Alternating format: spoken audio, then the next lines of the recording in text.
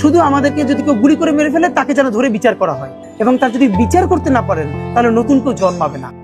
ভাই আল্লাহ যদি আমাকে নিয়ে যায়, আমার বাচ্চাটার দিকে একটু খেয়াল রেখে। হাসনাত, বিএনপি, জামাত, এনসিপি যারা এই জুলাইয়ের যোদ্ধা, তারা তো সবাই আমার ভাই। পুরো এখানে ভারতীয় আধিপত্যবাদ এখানে সব থেকে বেশি অ্যাক্টিভ আছে। এখানে আওয়ামী লীগের হাজার হাজার কোটি টাকা তার সচিবরা, তার পুলিশরা, তার পান্ডারা সব রয়ে গেছে। ঢাকা হাটের কোনো প্রান্তে চাঁদাবাজি হবে না, এটা আমি আপনাকে বলে রাখি। সিন্ডিকেটটা তো অনেক বড়, সব আমি বন্ধ করতে পারবো কিনা জানি না। দুটো কাজ পারবো। নাম্বার 1, ঢাকা হাটের একটা সবজিওয়ালা, ভ্যানওয়ালা কাছ থেকে যদি কেউ চাঁদা তোলে, আমি ওসমান হাদি সেটা শুনলে আমার টিম নিয়ে সেখানে গিয়ে দাঁড়াবো। তার কাছ থেকে চাঁদা তুললে আমার গায়ে হাত তুলে তারপরে দিতে হবে। আর যদি অনেক রাঘব বোয়াল হয়, যিনি নিজে যান না, তার লোক পাঠান, তাহলে তার নামটা তো জানবো। যেই রাঘব বোয়ালরা ছানাপোনা পাঠিয়ে চাঁদাবাজি করাবেন ঢাকা হাটের মধ্যে, আমি সংসদে দাঁড়াইয়া বিসমিল্লাহ বইলা প্রত্যেকের নাম প্রকাশ করি, এরপরে যা আছে বলে আমার হবে।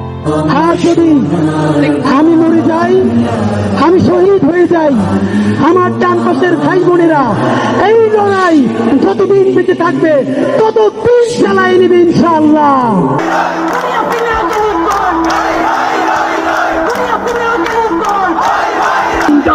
শত্রুর সাথে গলাগলি, দুই মৃত্যুর সাথে পাঞ্জা।